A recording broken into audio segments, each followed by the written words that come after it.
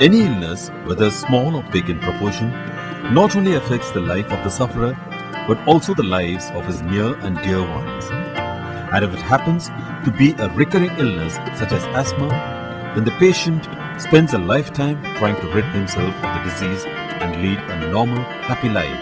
An asthma patient has to follow a plethora of precautions, such as refraining from eating certain vegetables and fruits, keeping away from cold things such as ice creams.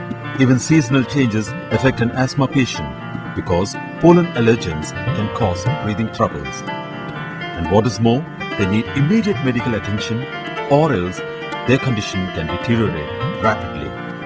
For many suffering from such a serious and sometimes fatal disease such as asthma, Ayurveda is a blessing in disguise.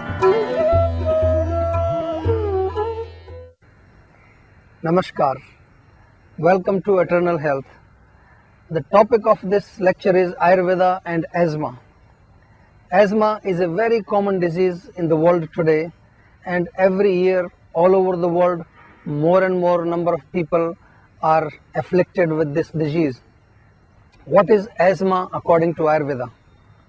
Before understanding this disease from Ayurvedic perspective, I would like to give you a very brief introduction of how the Ayurvedic pathology works. According to Ayurveda, there are three basic energies in the body, which are actually the expressed form of the five elements in the body. The body, the physical body, is supposed to be composed of five elements according to the Ayurvedic philosophy. These five elements are earth, water, fire, air and space. This actually means earth, which means the solid part of the body, water means the fluid of the body, fire is the chemicals in the body, air is the moving energy in the body, and space is the hollow space.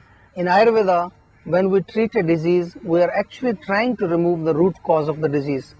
Here, for example, in asthma, as we have just understood, increase of kapha is the main cause for breathlessness or difficulty in breathing. But how does this kapha increases in the body? This is what we should try to understand.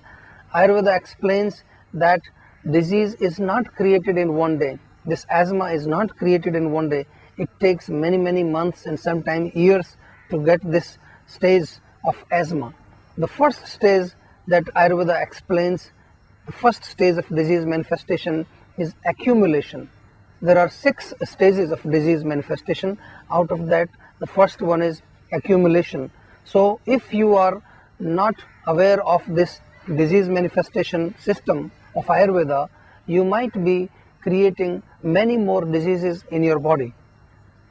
Talking about asthma, if you are eating too much dairy products, if you are eating a lot of sweets, if you are eating a lot of fried foods, if you are eating foods which are heavy, the foods which contain a lot of earth and water.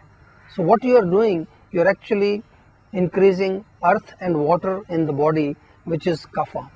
In Ayurveda, if there is a very chronic situation, I would suggest that first of all, we immediately want to clean up the chest. We want to remove all the kapha from the lungs and the respiratory tract. In Ayurveda, we have 2 ways to do it. One is called Shodhan Chikitsa, means cleaning the kapha straight away from the body. Second is called Shaman Chikitsa, which means we can give some internal medicines to actually neutralize the mucus from the lungs and the respiratory tract. In my clinic, when people come with chronic asthma diseases, I actually do a Panchakarma treatment, which is the Shaman Chikitsa. Out of these 2 treatments, the Shaman Chikitsa or the suppressing treatment, which is done by internal medicines, generally takes a long time, because if we can clean out the toxins, if we can clean out the ama and the mucus from the lungs, immediately we will see some wonderful results. Some simple recipes which you should always be doing at your home. Honey is a very nice recipe. You can actually take a teaspoonful of honey, mix in warm water and drink it 3-4 times. Those people who have severe asthma and they also have dry cough with this, a very nice recipe is just warm water with little salt. salty water is actually helping the mucus to become little bit soft, and sometimes you can throw out this mucus.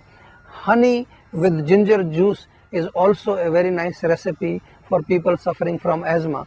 Equal quantity of honey and equal quantity of fresh ginger juice should be mixed together and kept in a bottle. You can take it 2 or 3 times a day. A very nice tonic, if you can find somewhere, is called Chyawanprash.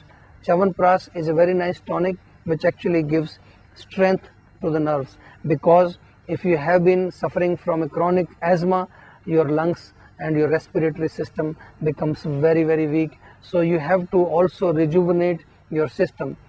In addition to the treatment, whether it is Panchakarma treatment, whether it is some home remedies, you need to rejuvenate your lungs and your respiratory system so that the disease does not come back again.